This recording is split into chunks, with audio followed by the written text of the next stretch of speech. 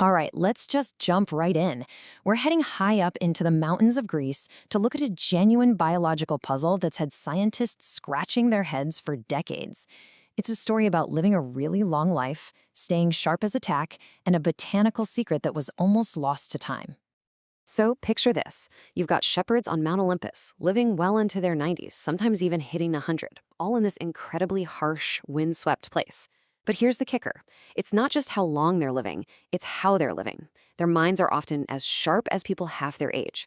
I mean, we're talking about almost complete freedom from the kind of cognitive fog we just assume is a part of getting older. So, what's going on here? What's their secret? Your first thought is probably what mine was. It's got to be the clean air, right? Or maybe some kind of super genes. But nope, the real story points to something else entirely. It's a daily ritual, something brewed up in these old, soot-stained copper pots. A habit that's been passed down for who knows how long. And here it is. The secret is a brew made from a plant called Greek mountain tea. You'll also hear it called ironwort. Now, this isn't just some cozy cup of tea. Get this. Ancient warriors used it on their wounds, and now modern science is figuring out it has this incredible 1-2 punch. It protects your brain and it protects your gut. Okay, so to really get this plant, we gotta take a trip back in time. I mean, way back, to when civilizations were just getting started. This thing wasn't born in some peaceful garden. Nope, its story starts right on the battlefield. Even its name tells you everything you need to know. Sideritis comes from sideros, the Greek word for iron, and that was no accident. The thinking was pretty direct. If an iron weapon wounds you, you need an iron wort to heal it. Kind of makes sense, right? And you can literally trace its journey through history. For the Greek soldiers, it was basically a battlefield first aid kit. They used it to wash out wounds and stop infections. Then, the father of pharmacology himself, Dioscorides, he actually puts it in the books, officially documenting its power against inflammation. And finally, it ends up with the shepherds, becoming their go-to for just surviving up there, keeping warm and digesting a tough, high-fat diet. This all begs a pretty big question, doesn't it? If this stuff is so amazing, why isn't it on every supermarket shelf next to the English breakfast tea? Well, the answer, as it so often is, comes down to money and machines. I mean, look at the difference here. It's night and day. On the one hand, you have industrial black tea. That's the corporate dream, right? Easy to grow, easy to process, perfect for global trade. And then you have Greek mountain tea. It's a diva. It's picky. It will only grow way up high on these rocky slopes. You need the whole blocky plant, not just the leaves. It basically refused to play by the rules of industry. You just couldn't tame it. So what happens when something gets pushed aside like that? Well, the result is pretty tragic, actually. After decades of being ignored and over-harvested without any regulation, this incredible plant has been pushed right to the edge. It's literally an endangered species in a lot of the places where it's supposed to grow wild. But hold on, because the story isn't over. Not by a long shot. What's happening now is absolutely fascinating. Modern science, with all its clinical trials and lab equipment, is starting to prove that all that ancient wisdom, it was right all along.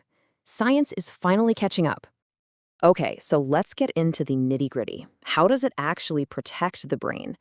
Well, for starters, studies show it's great at stopping the formation of that amyloid beta plaque. That's the nasty gunk that builds up in Alzheimer's. But it also does something else really cool. It acts like a booster for your brain's feel-good and focus chemicals, like serotonin and dopamine. It helps them stick around longer. So you get this smooth, clear focus without any of that jittery caffeine feeling. Exactly the kind of focus a shepherd needs. And believe it or not, it's not just about the brain. It's also an incredible friend to your gut. It basically tells your stomach, hey, build up your defenses. It helps your stomach produce more of its own protective lining, like giving it a little suit of armor, which is huge when your diet is mostly rich, fatty foods. It's also packed with iron that your body can actually use. And, crucially, it doesn't have those tannins that you find in black tea, which can actually block you from absorbing minerals. And if you want just one number that really drives this home, here you go. In studies looking at what alcohol does to the stomach lining, this stuff reduced the severity of the damage by over 50%. Think about that. It cut the damage by more than half. That's some serious protection. Okay, so at this point, you're probably thinking, all right, I'm sold. How do I find this stuff? And I don't blame you. So let's get practical and talk about how you can actually identify, grow, and properly brew this amazing plant yourself. First things first, you gotta know what you're looking for, because there's a lookalike out there called lamb's ear. They both have that fuzzy, silvery look. But the dead giveaway? It's all about the flowers. The real ironwort has these very distinct, cone-like spikes with little yellow flowers. If you don't see those spikes, it's not the right plant. Simple as that. Now, if you're thinking of growing it yourself, here's a weird tip. This plant loves a tough life. It wants poor, rocky soil with fantastic drainage. Seriously, don't baby it with fancy fertilizer. The more it struggles, the more potent its medicine becomes. And a little pro tip, unless you have a ton of patience, just buy a live plant. Growing it from seed takes a full 2 years. All right, this is super important. To get all the benefits, you can't just dunk it in hot water like a regular tea bag. You have to make what's called a decoction. That just means you simmer the whole thing, the stem, the leaves, the flower, for about 5 to 7 minutes. That low, slow heat is the magic that pulls out all the good stuff. Then add a little honey and lemon. Perfect. So what's the big takeaway here? I think it's about more than just a plant. In our world of quick fixes and jittery stimulants, here's something that builds real resilience, slowly, from the inside out.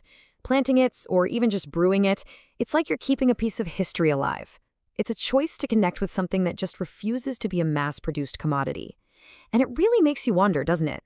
What other amazing remedies have we just forgotten about?